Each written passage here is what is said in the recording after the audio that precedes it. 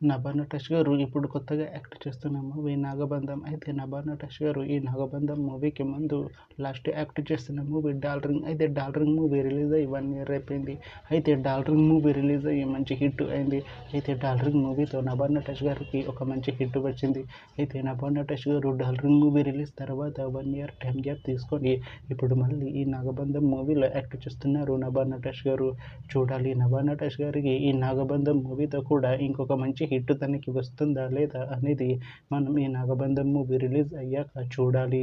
అయితే ఈ నాగబంధం మూవీలో అనసూయ భరద్వాజ్ గారు కూడా యాక్ట్ చేస్తున్నారు. అయితే అనసూయ భరద్వాజ్ గారు ఈ నాగబంధం మూవీకి ముందు లాస్ట్ యాక్ట్ చేసిన మూవీ పుష్ప 2. అయితే ఈ పుష్ప 2 మూవీ ఈ మధ్య రిలీజ్ అయింది. అయితే పుష్ప 2 మూవీ రిలీజ్ అయ్యి మంచి హిట్ అయింది. అయితే పుష్ప 2 మూవీతో అనసూయ భరద్వాజ్ గారికి ఒక మంచి హిట్ వచ్చింది. అయితే అనసూయ భరద్వాజ్ గారు పుష్ప 2 మూవీ రిలీజ్ తర్వాత కాస్త టైం గ్యాప్ తీసుకొని ఇప్పుడు మళ్ళీ ఈ నాగబంధం మూవీలో యాక్ట్ చేస్తున్నారు అనసూయ భరద్వాజ్ గారు.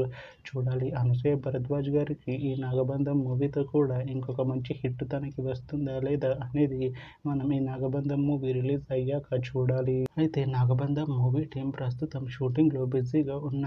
అయితే నాగబంధం మూవీ షూటింగ్ ఆల్రెడీ 70% కంప్లీట్ అయిపోయింది అంటున్నారు మూవీ టీం. అయితే నాగబంధం మూవీ టీం మాత్రం చాలా కాన్ఫిడెంట్గా ఉన్నారు. ఈ నాగబంధం మూవీ మంచి హిట్ అవుతుంది అంటున్నారు మూవీ టీం.